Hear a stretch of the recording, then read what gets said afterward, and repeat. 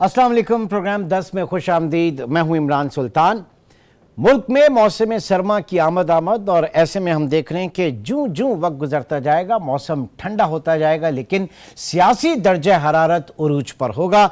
और वजह सिर्फ एक कि 8 फरवरी 2024 जनरल इलेक्शन इंतखाबात, सियासी सफबंदियाँ शुरू हैं। कल के दुश्मन आज के दोस्त और आज के दोस्त कल के दुश्मन। ये सारी चीज़ें जो जाहिर कहते हैं कि सियासत नाम ही मुमकिनात का है। तो पॉलिटिक्स के अंदर कुछ भी कोई एक जो लोग चले जाते हैं आइसोलेशन के अंदर, या फिर समझ लें कि एक ऐसी दीवार की जहाँ पे बंद गली की सियासत वो पाकिस्तान को जेब नहीं देती। हालांकि हमारी सियासी जमातें जो हैं वो अपनी कम अक्ली की वजह से बारहा ऐसे के स्टेज पर ले आती हैं पूरी सियासत, क्योंकि वो बंद गली की सियासत लगती है। बहरहाल सिंध के सिनेरियो का थोड़ा सा जायजा लेंगे। पाकिस्तान पीपल्स पार्टी की इस वक्त क्या तैयारियां हैं और उसके खदशात और सारी चीज़ें, क्योंकि कहा यह जा रहा है इस मरतबा सिंध शायद उनके हाथ से फिसलता हुआ महसूस हो रहा है, क्योंकि जिस तरीके के अलायंसेस बनने की बात हो रही है। शाहिदा रहमानी साहबा जो पाकिस्तान पीपल्स पार्टी की इस वक्त हमारे साथ मौजूद है, बहुत शुक्रिया। सबसे पहले तो ये जानना चाहेंगे कि किस तरह से मुख्तलिफ देखा जा रहा है 2024 के जनरल इलेक्शन को पाकिस्तान पीपल्स पार्टी की तरफ से माजी के इंतखाबात के हवाले से। बहुत शुक्रिया इमरान। सबसे पहले तो मैं समझती हूँ कि पाकिस्तान पीपल्स पार्टी की ये भी बड़ी विक्ट्री है कि इलेक्शन की तारीख का ऐलान हो गया। पीपल्स पार्टी की जद्दोजहद थी और आपने देखा कि हम कोर्ट तक पहुंचे, और अगर कोर्ट ना फैसला करता तो शायद अभी इलेक्शन, बहुत सारे लोग इसे ख्वाब खरगोश में थे कि इलेक्शन नहीं होगा। चलें, बहरकैफ देर आए दुरुस्त आए, इलेक्शन की डेट अनाउंस हो चुकी है और अब पाकिस्तान पीपल्स पार्टी इंशाअल्लाह ताला 2024 8 फरवरी जो है पाकिस्तान पीपल्स पार्टी के लिए फतह व नुसरत का साल होगा। और आइंदा वजीर आजम मुल्क में चेयरमैन बिलावल भुट्टो जरदारी साहब होंगे। अभी आप एक इंट्रो में कह रहे थे कि जी पीपल्स पार्टी के लिए मुश्किलात हैं और सिंध जो है वो हाथ से निकलता हुआ महसूस हो रहा है, तो मुझे बड़ा अजीब सा लगा। क्योंकि देखें, अभी आपने देखा कि लोकल गवर्नमेंट बल्दियाती इंतखाबात हुए और उसके अंदर आपने देखा कि पाकिस्तान पीपल्स पार्टी ने ना सिर्फ इंटीरियर सिंध बल्कि कराची और हैदराबाद के शहरी इलाकों से बहुत बड़ा मार्कासर अंजाम दिया। और अब मेयर कराची और मेयर हैदराबाद जो है वो पहली मरतबा in the history of Pakistan के यहाँ पर हमारा मेयर है। और हमने आपने देखा कि 100 से ज्यादा यूसीज जो है वो कराची में और उसके बाद हैदराबाद में हमने विन की। तो और उसके बाद अभी जो ज़मीनी इंतखाबात लास्ट संडे हुए तो उसमें भी आपने देखा कि मैं जो बात कह रहा था उसके दो कंपोनेंट्स हैं। एक तो ये कि जिस तवातुर के साथ बात की जा रही है लेवल प्लेइंग फील्ड की, और जाहिर है कि अब तो तमाम सियासी जमातें कह रही हैं, पीपल्स पार्टी ने सबसे पहले अपने खदशात का इजहार किया था। एक तो वो चीज़, फिर दूसरा ये कि आप बल्दियाती इंतखाबात या मेयर कराची के इंतखाबात में MQM अगर हिस्सा नहीं लेती, आप समझती हैं कि अगर MQM होती तब भी जो है वो मेयर कराची जो है वो एक जियाले नहीं बनना था, उनके बायकॉट का कोई असर नहीं होता? जी, आपने देखा होगा कि लास्ट ईयर ज़मीनी इलेक्शन हुए थे NA की डिफरेंट सीट्स के ऊपर और MPS की, तो आपने देखा MQM ने भी पार्टिसिपेट किया दीगर जमातों में, लेकिन आपने देखा कि MQM को इबरत नाक शिकस्त हुई। MQM चूंकि अब पहले की तरह ना तो MQM रह गई है, पहले ये डिफरेंट हिस्सों में डिवाइड हुए, उसके बाद इनको ज्वाइन किया गया, लेकिन अब भी इनके पास जो अल्ताफ हुसैन का एक सहारा था जिसके नाम पे ये वोट लिया करते, तो वो सारी चीजें अब खत्म हो चुकी हैं। अब MQM क्यों सहारों के लिए, आप खुद सोचें कि MQM का वो 90 वो दरवाजा था जहां मुल्क के वजीर आजम आते थे और वहां बैठकर गुफ्तगू शनीद हुआ करती थी। लेकिन आपने देखा कि आज इनके ये दिन आ गए कि एक तो गैर फितरी इत्तेहाद कि ये लाहौर पहुंचे शहबाज शरीफ साहब की कॉल पर और वहां जाकर इन्होंने निगोशिएशन करके बातचीत की। हालांकि पहले क्या होता था कि वजीर आजम जो है वो 90 पे आता। दूसरी बात है कि PMLN का कराची में कुछ नहीं, MQM का लाहौर में कुछ नहीं, और उसके बाद ये अलायंस कर रहे हैं। तो मैं समझती हूँ कि ये इस तरह के अलायंस की उनको जरूरत होती है, उनको सहारों की जरूरत होती है जो डूब रहे होते हैं। अच्छा, अब इसमें मैं आ जाता हूं, आप जरा थोड़ा सा और कंटिन्यू कीजिएगा। उनका है, फिर जाहिर है कि अब कहा यह जा रहा है कि उनका जो फोकस है वो इस वक्त किसी ना किसी तरीके से सिंध में वजीर आला की नशिस्त के ऊपर है, और जो वसीतर इत्तेहाद की बात की जा रही है वो अंदरूनी सिंध से अगर GDA की बात फिर उसके बाद मुस्लिम लीग नून, हालांकि कोई इतनी सफिशिएंट या उनकी वाइब्रेंट प्रेजेंस प्रेजेंस नहीं है, लेकिन फिर भी फिर दीगर कौम परस्त जमातें, ये सारी की क्वेश्चन। फिर दूसरा, आपने जो शुरू में बात की थी, आपने कहा कि वजीर आजम बिलावल भुट्टो जरदारी होंगे, तो उस कॉन्टेक्स्ट की भी तरफ आते हैं कि बाप पार्टी इस वक्त जो है वो एक अलग रुख इख्तियार कर चुकी है, वो पीपल्स पार्टी के साथ नहीं है। फिर दूसरा, आप कह लें कि एक IPP जो बन चुकी है इस्तेहकाम जुनूबी पंजाब के हवाले से, तो ये बड़ी मुश्किलात नहीं है इस वक्त पीपल्स पार्टी के लिए? देखिए, कल आपने चेयरमैन बिलावल भुट्टो जरदारी साहब का वो भी स्टेटमेंट सुना होगा कि जिसमें उन्होंने कहा कि इस तरह की कितनी ही पार्टियां बनाकर लेकर आई जाएं, या लेवल प्लेइंग फील्ड जो है, अब हम उसको भी बार बार तस्करा नहीं करेंगे, क्योंकि अब हम अवाम की ताकत से 2008 की तरह इलेक्शन में कामयाब होंगे। और इंशाअल्लाह ताला इस तरह के आपने देखा, पहले भी इत्तेहाद पीपल्स पार्टी के खिलाफ बनते रहे पूरे सिंध में। GDA बनी 2013 में भी, 18 में भी, और आज भी तमाम पार्टियां क्यों पीपल्स पार्टी से खाइफ है, क्योंकि सिंध के अवाम समझ चुके हैं कि उनके तमाम मसाइल का हल पाकिस्तान पीपल्स पार्टी है। वो बार बार पाकिस्तान पीपल्स पार्टी को मुंतखब करते हैं, उनकी क़यादत पर भरपूर एतमाद करते हैं, और यही वजह है कि तमाम पार्टीज को जो है अलायंस बनाने की जरूरत पड़ती है सिर्फ पीपल्स पार्टी के खिलाफ। और पीपल्स पार्टी, अल्लाह का शुक्र है कि एक ऐसी, तो आप ये कहना चाह रही हैं कि आप जो है वो मेरिट के ऊपर और जो डिलीवर किया पीपल्स पार्टी ने उसके ऊपर आप जाके कॉन्टेस्ट करेंगी? तो ऐसा क्या डिलीवर किया है पिछले 16 माह में जो इत्तेहादी हुकूमत में नहीं पीपल्स पार्टी? आवाम जो है वो महंगाई से तंग है, ये एक बड़ा अवामी मसला है। देखिए, अगर आप पीपल्स पार्टी की कारकर्दगी पे बात करें तो 2008 से 13 तक हम एक सादा अक्सरियत से थे। उसमें हमने तारीख साथ ना सिर्फ लेजिस्लेशन की बल्कि बेनजीर इनकम सपोर्ट जैसे प्रोग्राम, और उसके साथ ही हमने रोजगार, और इसके अलावा हमने एक्सपोर्ट और पाकिस्तान की GDP को बढ़ाया और पाकिस्तान की एग्रीकल्चर को प्रमोट किया। और उसके अंदर ऐसा था कि एक वक्त था कि हम इंपोर्ट कर रहे थे जब हमें हुकूमत मिली, और जब हमने इक़्तिदार छोड़ा तो उस वक्त एक्सपोर्ट कर रहे थे। आपने लास्ट 16 मंथ की बात की तो पाकिस्तान पीपल्स पार्टी को जो मिनिस्ट्रीज मिली, देखिए उस वक्त हुकूमत थी डायरेक्ट जो थी वो PMLN की थी, PMLN के प्राइम मिनिस्टर थे, क्योंकि वो मेजॉरिटी पार्टी थे। Pakistan Peoples Party second largest party थी। हमें फॉरेन मिनिस्ट्री मिली।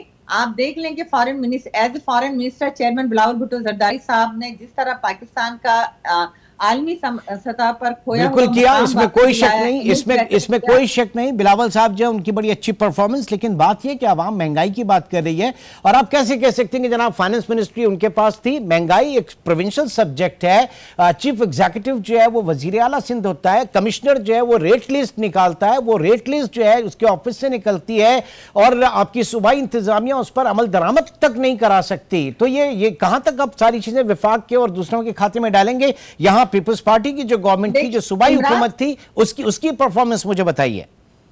इमरान, सबसे पहली बात तो ये कि आप महंगाई का डायरेक्ट जिम्मेदार सूबाई हुकूमत को करार नहीं दे सकते। जब पेट्रोल की प्राइसेस बढ़े इंटरनेशनली भी पाकिस्तान में, तो हम नहीं रोक सकते, और जब पेट्रोल के प्राइसेस बढ़ते हैं तो ऑटोमेटिक हर चीज के प्राइसेस, क्योंकि जितनी भी चीजें नकलो हमल होती है वो उसके थ्रू होती है। नंबर 2 ये कि गैस की कीमतों में इजाफा हुआ, बिजली की कीमतों में इजाफा हुआ, तमाम मिनिस्ट्रीज किसके पास थी? अब आप आ जाए सूबाई हुकूमत, बिल्कुल सूबाई हुकूमत की जो कारकर्दगी है, आप ये देख लेंगे सिंध के अंदर बेहतरीन मेडिकल के हवाले से तमाम तर फैसिलिटीज सिंध के गंबट उठाकर देख लें, NICVD सक्का उठा के देख लें, लाड़काना देख लें, दैट्स ऑल।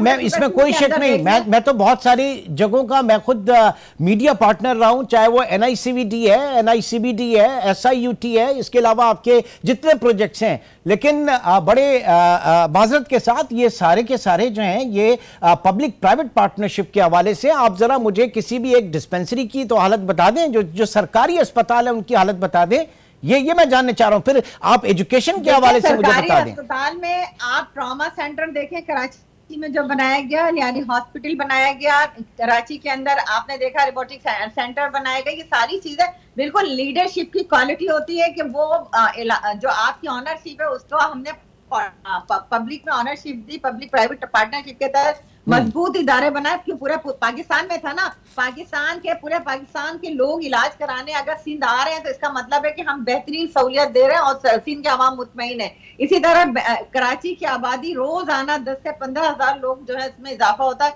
उसके बावजूद सिंध हुकूमत बेहतरीन तरीके से उनकी जुमला सहूलियात के साथ हर चीज प्रोवाइड कर रही है। और यही वजह है कि सिंध के अंदर लोग रोजगार के लिए भी आते हैं, एजुकेशन के लिए भी आते हैं, हेल्थ के लिए आते हैं। तो फिर सिंध के देखिए, इसमें कोई शक नहीं, आप हमारे पुराने प्रोग्राम्स वगैरह उठा के देखें, पूरी बेहतर किया। मेरी बात सुनिएगा, मैं सिर्फ ये कह रहा हूं कि हेल्थ के अंदर बहुत काम हुआ, पब्लिक प्राइवेट पार्टनरशिप के अंदर काम हुआ, और यही तमाम इदारे इंक्लूडिंग SIUT, NICVD, ये सब आप जो बात कर रहे हैं, यहाँ पे आप जरा दादू और गंबट के लोग अगर कोई वहां से यहाँ पर आते हैं, इंटीरियर से आते हैं, तो वो बेचारा किस हाल में बाहर होता है, ये एक सवाल ये निशान है। गो कि इसमें कोई शक नहीं कि उसको अस्पताल के अंदर इलाज मुआवजे की सहूलत मिल रही है, लेकिन तालीम में हम कहाँ हैं जी? तालीम में हम कहाँ? ये कराची था आपके सामने, आप यहीं की रहने वाली हैं, आप मुझे बताइए कराची में जो इस वक्त सूरत हाल हमने देखी, अब तो फिर भी बेहतर है, काफी हद तक बेहतरी। मैं कहूंगा कि इस वक्त सड़कों की हालत काफी बेहतर हुई है, ट्रैफिक का निजाम काफी बेहतर हुआ है, और जो इससे पहले हालात थे तो वो तो बहुत ज्यादा खराब थे। बहुत शुक्रिया कि आपने इस बातों को सराहा जो काम किया गया है। बिल्कुल सही, कराची के अंदर आपने देखा इससे पहले क्या था, सेवरेज का 50, 55, 60 साल पुराना निजाम चल रहा था। आप देखें डिस्ट्रिक्ट सेंट्रल को उठा के देखें, ईस्ट को उठा के देखें, तमाम पिछला जो सेवरेज का पसमानदा बोसीदा निजाम था उसे खत्म करके नया डाला गया। इसके अलावा सड़कें, अंडर बाईपास, सेवरेज, हर चीज को बेहतर किया गया। और उसके साथ ही आपने एजुकेशन में देखें कि जब पाकिस्तान पीपल्स पार्टी की हुकूमत आई 2008 में, हमने सबसे पहले जो घोस्ट मुलाजमीन थे उनके लिए बायोमेट्रिक सिस्टम जब लाए, तो बहुत से लोगों ने कबल वक्त रिटायरमेंट ले ली, जो नहीं आ रहे थे, वो जो बाहर थे, उन सबको निकाल के अब तालीम की हालत बेहतर हुई। लॉ यूनिवर्सिटी, कॉलेजेस का इजाफा हुआ कराची में, लियारी यूनिवर्सिटी, मेडिकल कॉलेज, ये सारी चीजें पीपल्स पार्टी ने काम किया है।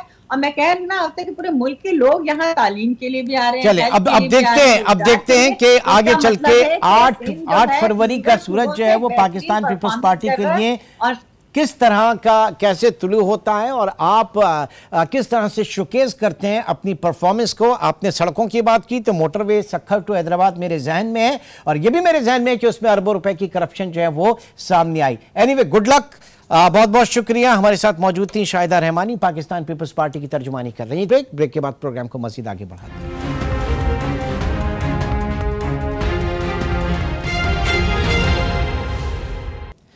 Welcome back. नाज़रीन, सियासी जमातें अगर वो इक़्तिदार में हों तो हमेशा अपनी पॉलिसीज़ की, बिलखुसूस मुआशी पॉलिसीज़ की तारीफ़ करती हैं, उसको ज़मीन आसमान के कलाबे जो है वो मिला देती हैं अपनी पॉलिसीज़ के हवाले से, जबकि सेम टाइम जो हिज़्ब इख्तिलाफ है वो उनके ऊपर तनकीद करती है। जबकि ट्रेड बॉडीज़ जो हैं वो बात करती हैं इशूज़ के हवाले से, वो बात करते हैं प्रोडक्शन कॉस्ट के हवाले से, और बहुत सारी चीज़ें जो इकॉनमी से रिलेट होती हैं। लेकिन पाकिस्तान में पहली दफ़ा ये भी देखने में आया कि जो तंजीमें हैं, तिजारती तंजीमें, और मैं बड़ी तंजीम की बात कर रहा हूँ, एप्टिमा की मिसाल के तौर पे मैं बात कर रहा हूँ, बल्कि प्रिसाइसली एप्टिमा की बात कर रहा हूँ, all Pakistan textile mills association की। तो एक ऐड एक अखबार में पाकिस्तान के एक बड़े जरीदे में लगता है, और उसमें एप्टिमा जो है वो तारीफ व तौसीफ और बहुत ज़्यादा जो है वो प्रेस कर रही है। प्राइम मिनिस्टर अनवारुल हक काकड़ साहब को, governor state bank Shamshad Akhtar साहबा को, गौर एजाज जो कि कॉमर्स मिनिस्टर हैं, और मोहम्मद अली जो कि एनर्जी मिनिस्टर हैं, इनके बारे में कहा जा रहा है कि a salute to your visionary leadership, we are on the right path. और उसी दिन एक दूसरे अंग्रेजी के बड़े अखबार में तकरीबन 16 या 17 मुल्क की जो तिजारती पाकिस्तान की ट्रेड बॉडीज़ हैं उसी चीज़ के ऊपर जो है वो क्रिटिसाइज़ कर रहे हैं। उनका कहना यह है कि आपकी पॉलिसीज़ की वजह से मुल्क जो है वो मुआशी तौर पर बदहाल हो चुका है बुरी तरीके से, और जो हमारी सनतें हैं वो तबाही के दहाने पे। और ये बात की जा रही थी गैस टैरिफ के हवाले से, ये जो इस वक्त इस्लाहात की गई हैं, ये क्या मामला है, इस पे हमारे साथ मौजूद हैं जावेद बिलवानी साहब जो कि वाइस चेयरमैन हैं बिजनेसमैन ग्रुप के। बहुत शुक्रिया बिलवानी साहब। सबसे पहले तो ये बताइएगा कि जो गैस रिफॉर्म्स हुए हैं, गैस प्राइसिंग रिफॉर्म्स, एप्टिमा जो है लाहौर की वो इसकी तारीफ कर रही है, कराची या सिंध की जो एप्टिमा है वो इसके खिलाफ बात कर रही है, ये हो क्या रहा है पाकिस्तान में? बिस्मिल्लाहिर्रहमानिर्रहीम। इमरान भाई, आप बिल्कुल सही कह रहे हैं, ये सब चीजें हुई हैं, मगर थोड़ा सा आपकी बात को मैं वो कर दूं कि कराची की जो आप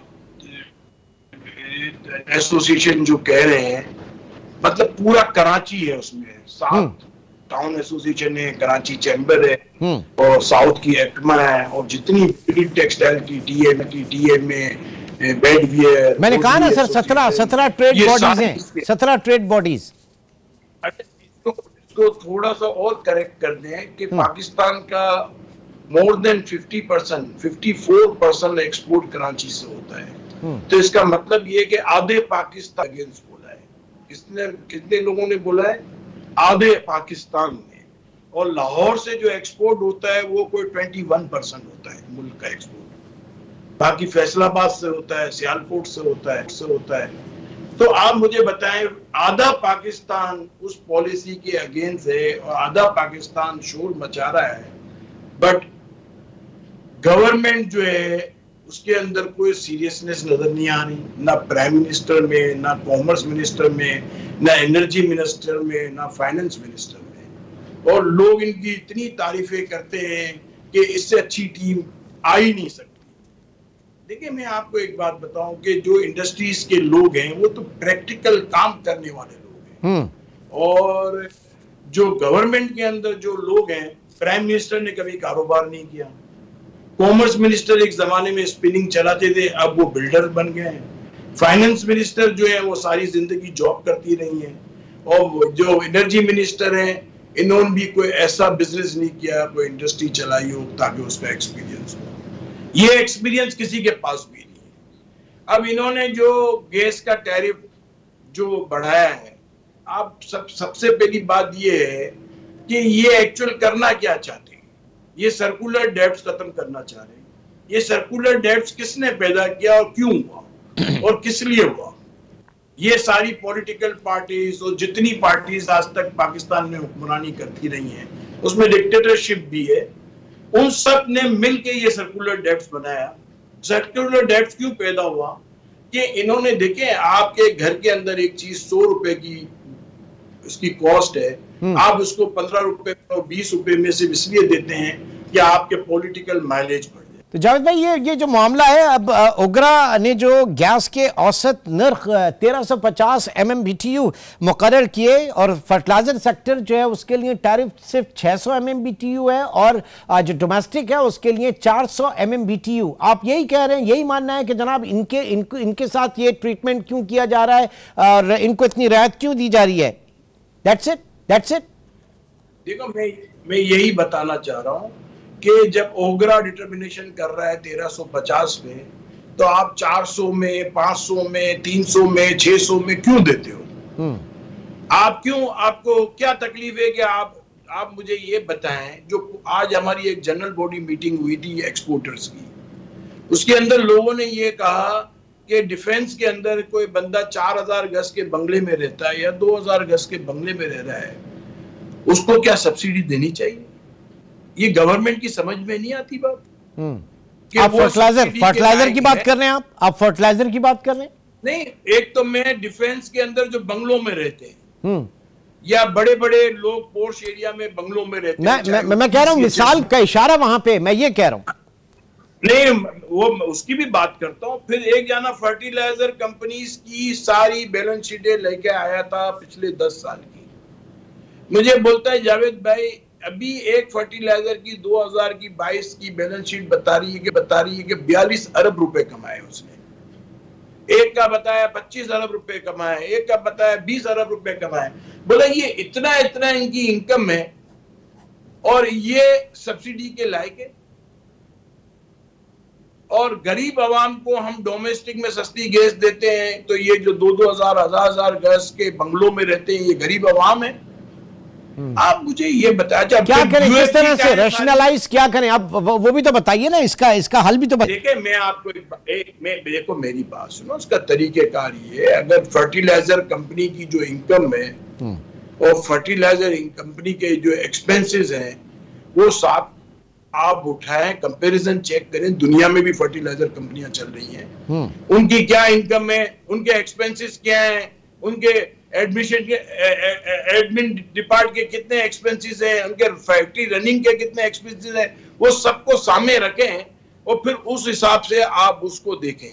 और जो ये बड़े बड़े मकानों में पोश एरिया में रहते हैं, इनको जो डिटर्मिनेशन की प्राइस है उस प्राइस में दें गैस, या उनको एलपीजी पे लाएं, तो आपका यूएफजी भी बच जाएगा। आप एक्सपोर्ट सेक्टर जो सबसे ज्यादा एम्प्लॉयमेंट जनरेट करता है, जो फॉरेन एक्सचेंज कमा के दे रहा है, जो टैक्स दे रहा है, टैक्स नेट में है, आप उसको बंद करना चाह रहे हैं। सबसे पहले तो आपको ये सोचना चाहिए कि फॉरेन एक्सचेंज जो कमाने वाला सेक्टर, जो सरकार का काम एम्प्लॉयमेंट जनरेट करके दे। आप मुझे ये बताएं कि आज जो कराची के अंदर इंडस्ट्री चला रहा है, पानी जो है वो किस तरह मिलता है? हम घरों पे भी पानी नहीं आता। डिफेंस के अंदर मैं पूरे साल के एडवांस पानी के पैसे देता हूं, मगर मेरी लाइन में पानी नहीं आता। मैं हर 15 दिन में 10 दिन में टैंकर वालों के साथ मगजमारी मैं पर्सनली कर रहा हूं। ठीक है, आप मुझे बताएं, मैं अगर एक्सपोर्टर हूं और मैं साल का 10 करोड़ 8 करोड़ टैक्स, जाहिर है कि बिलवानी साहब ये बहुत बड़े बड़े मसाइल हैं, लेकिन हम जरा इसी के ऊपर फोकस कर रहे थे कि वो ऐसी क्या चीज है जिसके ऊपर एक ट्रेड बड़ी एसोसिएशन जो है वो तारीफ और तौसीफ कर रही है हुकूमत की, और बाकी 50% जो पाकिस्तान की ट्रेड बॉडीज हैं, ये जो बिजनेस जनरेट करते हैं, वो इस वक्त मुसीबत में। बहुत बहुत शुक्रिया जावेद बिलवानी साहब, वाइस चेयरमैन बिजनेसमैन ग्रुप, हमारे साथ मौजूद थे। नाज़रीन, एक छोटे सा ब्रेक, और ब्रेक के बाद एक बड़ी चीज आपके साथ शेयर करेंगे। इस वक्त फलस्तीन में जो कुछ भी हो रहा है, गजा में जो कुछ भी हो रहा है, इसके पीछे सिर्फ लैंड एक्विजिशन या उस जगह के ऊपर कब्जा करना मकसद नहीं है, लेकिन एक बहुत पुराना मंसूबा जो कि गजा के कुदरती वसाइल, बिलखुसूस वहां की जो गैस के रिजर्व्स हैं, जिसमें कहा यह जा रहा है कि बहुत बड़ा जखीरा है, 1 खरब 44 अरब क्यूबिक गैस फीट है। गाजा की जो स्ट्रिप है उसके अंदर गैस की असल खेल जो है उस जखायर के ऊपर काबू पाने का है। ये जानेंगे एक छोटे से ब्रेक के बाद।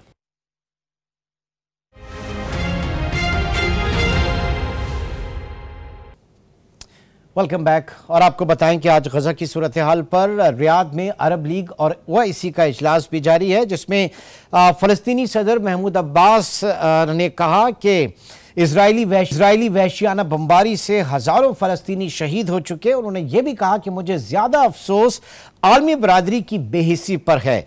साथ ही साथ ये भी बताया कि अब तक वहाँ कीमती जानों के साथ तकरीबन 20 अरब डॉलर का जो है वो नुकसान हो चुका है। इसी इजलास में तुर्क सदर रजब तैयब एर्दोगान का कहना था कि पेरिस में चंद अफराद की हलाकत पर आलमी बरादरी मुत्तहिद हो गई थी, जबकि गजा में सूरत हाल इतनी ख़राब है, इतनी खूनरेजी की सूरत हाल है, इस पर दुनिया भर जो है इस वक्त खामोश बैठी हुई है। दुनिया भर में एक सन्नाटा है इसके ऊपर, कोई इसकी वो आवाज़ नहीं बुलंद कर रहा जो करनी चाहिए। साथ ही साथ उन्होंने 2 रियासती हल के लिए भी आलमी अमन कॉन्फ्रेंस बुलाने का मुतालबा किया। और इसी इजलास से खिताब करते हुए सऊदी वली अहद शहजादा मोहम्मद बिन सलमान ने कहा कि फ़लस्तीनी अवाम के खिलाफ होने वाले जराइम की पूरी जिम्मेदारी काबिज अफवाज के ऊपर आयद होती है। अब ये जो पूरी कार्रवाई जो 1 महीने से जारी है, इसमें अगर हम देखें तो इसमें तो कोई शक नहीं कि इजराइल ने फ़लस्तीन की जो है ज़मीन के ऊपर कब्ज़ा किया हुआ, लेकिन ज़मीन के साथ उनके जो मादनी वसाइल हैं उसके ऊपर भी काबिज़ है। उनसे उनकी माहीगीरी की सनत जो है वो ले ली, उनसे एग्रीकल्चर इंडस्ट्री या एग्रीकल्चर सेक्टर ले लिया पूरा।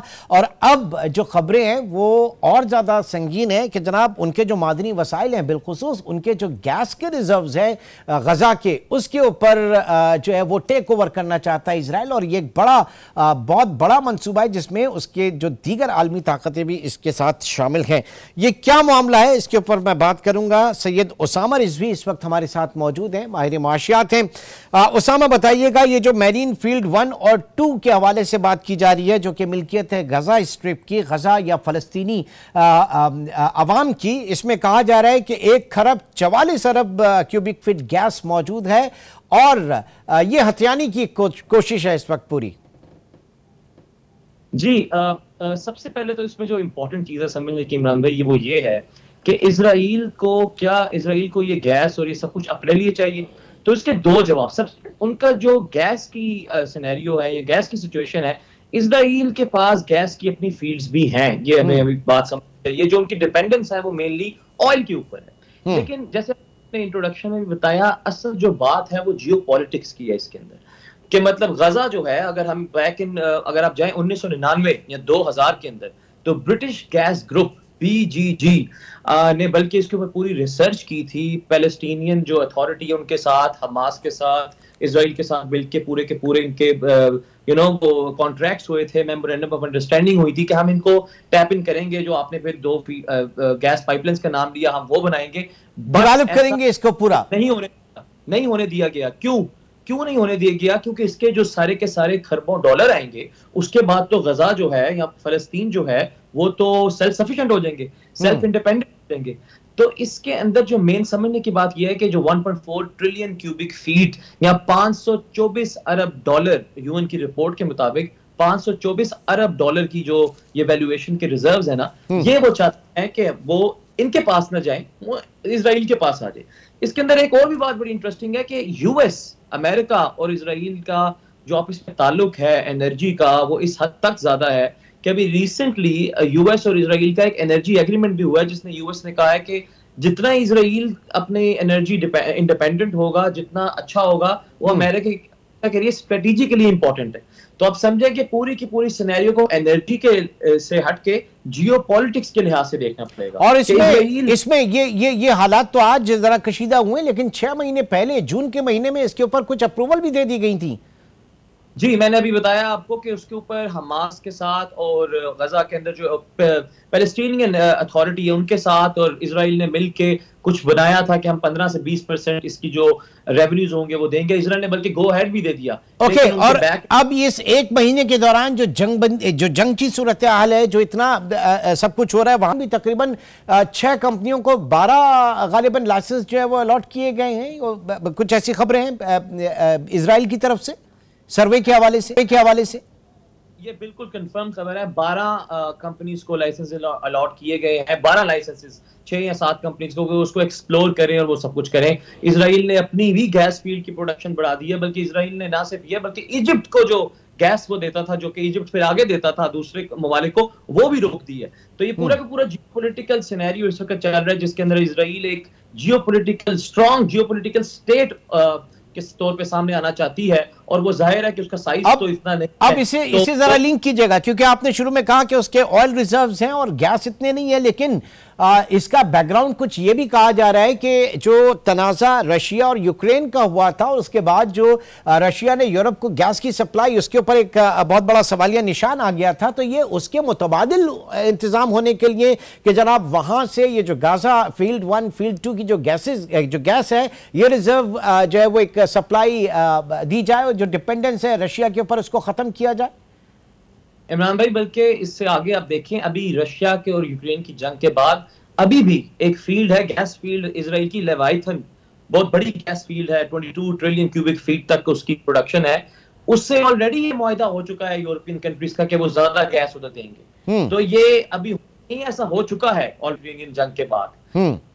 तो इसका मतलब ये कि ये जो जेनोसाइड इस वक्त हो रहा है फलस्तीनी आवाम का, और इस वक्त सो कॉल्ड जो मुहज़्ज़िब मुआशरा है, जो डेवलप्ड कंट्रीज हैं, अब आप बात कर लें अमेरिका की, आप यूरोप की, अगर वो खामोश हैं तो यहाँ पे ये इंटरेस्ट भी देखा जा सकता है। ये इंटरेस्ट भी नहीं, बल्कि ये इंटरेस्ट ही बहुत मेन है। देखिए, जो इराक की वॉर है, हमारे पास वियतनाम की वॉर है, हमारे पास अफगानिस्तान की वॉर है। ये जो वॉरफेयर डिफरेंट आ गए इमरान भाई, पहले जंगों से वेपन्स से होती थी, फिर टूल से होती थी, अब ये सब कुछ मिक्सचर सा बन गया है। 5th जनरेशन वॉरफेयर एक टाइप चीज हो रही है। तो इसके अंदर मेनली ये है कि लोगों को या उनके एनर्जी रिसोर्सेज को या उनके फ्यूचर के जो जनरेशन है उन लोगों को भी सैबोटाज कर लिया जाए ऑलरेडी। और जाहिर है अगर आपके पास एनर्जी ही नहीं तो फिर आगे क्या करेंगे? पाकिस्तान की इंडस्ट्रीज की बहुत बड़ी एग्जांपल है। तो जब तक आपके पास एनर्जी नहीं तो आप आगे कुछ भी नहीं कर सकते, कमा नहीं सकते, रेवेन्यूज नहीं आएंगे। तो ये आगे जो सूरत-ए-हाल फिर अल्लाह खैर करे, लेकिन कुछ इनसे उम्मीद नहीं करनी चाहिए कुछ खैर की सूरत-ए-हाल की। अभी जो अनफॉर्चुनेट न्यूज वो ये जो आ रही है वो ये है कि वो सॉर्ट ऑफ कोई इंटरनेशनल कोएलिशन बनाना चाह रहे हैं जो कि गजा को या और इस इलाके को देखती रहे। इन अ सेंस मैं तो बड़ा क्लियर और स्ट्रेट फॉरवर्ड कहता हूँ जी, इंटरनेशनल कम्युनिटी की और जो टूथलेस ऑर्गेनाइजेशन है यूनाइटेड नेशंस, ये उन सब का एक्स्ट्रा ऑर्डिनरी फेलियर है जो इस वक्त हो रहा है। आप यूक्रेन के देखें, अभी आपने फ्रांस की एग्जांपल दी, कुछ 3-4 लोग मर तो कितनी एक पूरा एक कनन को हो जाता है कि क्या हो गया है। लेकिन इधर 8000 लोग, इजराइल ने एक हफ्ते के अंदर गजा में उतने बम्स गिराए हैं जितने अफगानिस्तान के अंदर यूएस ने एक साल के अंदर गिराए थे। ये प्रूवन फैक्ट है, एक हफ्ता और एक साल। और नेतन्याहू ये कह चुके हैं कि अब जो है वो गजा के जाके कंट्रोल संभालेंगे, तो पीछे यही सारी चीजें और कुछ नहीं है। जी बिल्कुल जी बिल्कुल, जी बिल्कुल। जो रशिया में यूक्रेन करना चाहता है, आयरॉनिकली जो इजराइल इधर कर रहा है, तो यूएस तो उसको सपोर्ट कर रहा है। तो यूएस से बंदा पूछे कि जो रशिया में जो कर रहा है वो कैसे गलत है। ठीक, अच्छा, अब ये जरूर बताइएगा कि ऑयल के ऊपर आप बहुत ज्यादा फोकस करते हैं, आपकी स्टडी, आपकी रिसर्च है माफ कीजिएगा। नॉर्मली होता यह है कि जंग के जब भी हालात होते हैं इस तरह के, उसमें ऑयल प्राइसेस बढ़ जाती हैं, लेकिन अब हम कुछ उल्टा देख रहे हैं, ऑयल प्राइसेस जो है उस तरह से नहीं बढ़ी। इसकी क्या वजह? जी में बड़ा इंटरेस्टिंग क्वेश्चन है। एक्चुअली ब्लूमबर्ग इकोनॉमिक्स और दीगर भी रिपोर्ट्स की, उसके मुताबिक 3-4 सिनेरियोज हैं जो उन्होंने किए हैं कि अगर एक कन्फाइंड वॉर है, एक प्रॉक्सी वॉर है, एक ऑल आउट वॉर है, हर एक सिनेरियो के अंदर जो ऑयल प्राइस की, ऑयल सप्लाई की डिसेप्शन है वो भी मुख्तलिफ है और ऑयल प्राइस भी मुख्तलिफ है। इन केस अनफॉर्चुनेटली अगर एक पूरी जंग, प्रॉपर जंग हो जाती है तो ऑयल प्राइसेस $160-70 तक पहुंच सकती हैं, ये अंदाजा है। लेकिन अभी जो हम देख रहे हैं वो हम एक कन्फाइंड वॉर और प्रॉक्सी वॉर के दरमियान की चीज देख रहे हैं। ईरान भी अभी तक पूरी तरह इन्वॉल्व नहीं हुआ। इसकी वजह क्या है कि ये 1973 वाला या कुवैत वॉर जब हुई थी तब क्यों इतना ऑयल ऊपर चला गया? सबसे पहले तो दुनिया में जो इकोनॉमिक आउटपुट है ना, उसके अंदर जो ऑयल का पोर्शन है, उसे बोलते हैं oil intensity of economic output, वो रिड्यूस हो गई है, वो 60% तक आ गई है 100% से। अच्छा। दूसरा ये कि 1973 के अंदर जब ये सब कुछ हुआ था तो यूएस जो था वो ऑयल इंपोर्टर था। आज यूएस दुनिया के टॉप 3 ऑयल प्रोड्यूसर्स के अंदर है। तीसरी बात, इंपॉर्टेंट पॉइंट ये है जो कि मैं पिछले 5-6 महीने से कह रहा हूँ अपने इंटरनेशनल शोज के अंदर भी, कि दुनिया की जो इकोनॉमी है वो स्लो डाउन के अंदर है। ऑयल की डिमांड ही इतनी नहीं कि उनको इस चीज की फिक्र हो। आप अभी देखें कि रिसेंटली मैं आपको डाटा बताता हूँ कि पिछले 6 हफ्तों के अंदर 5 हफ्ते मुसलसल ऐसे हैं जिसमें हेज फंड्स और मनी मैनेजर्स नेट सेलर्स रहे हैं ऑयल के कॉन्ट्रैक्ट्स के। 400 मिलियन पोजीशन रिड्यूस होके 200 कुछ मिलियन बैरल्स की आ गई हैं। ठीक है, तो ये बैरल इसको अगर सम अप करें, ऑयल प्राइसेस अगर कम होती हैं इतनी टेंशन के अंदर भी और जियोपॉलिटिकल टेंशन के साथ, तो एटलीस्ट पाकिस्तान के लिए बहुत बेहतर होगा, हमारी मईशत के लिए, क्योंकि हमारा जो इंपोर्ट बिल है वो बहुत ज़्यादा बलून अप हो जाता है अगर ऑयल प्राइसेस बढ़ जाएं, तो हमें थोड़ा सा इसमें रिलीफ मिलेगा। बहुत बहुत शुक्रिया। हमारे साथ मौजूद थे सैयद उसामा रिजवी, और इंतहाई अहम जो टॉपिक के इस वक्त ये जो पूरा फोकस है इस वक्त वेस्ट का, और यकीनी तौर से जो गैस रिजर्व्स हैं गजा के, उसके ऊपर कब्जे की ये जंग है, ये अल्टीमेटली एक ये सूरत हाल है जिसकी तरफ बढ़ रही है। नाज़रीन, आज के प्रोग्राम से अब तक नहीं, इंशाल्लाह आपसे फिर मुलाकात होगी। अपना बहुत ख्याल रखिएगा। अल्लाह हाफिज।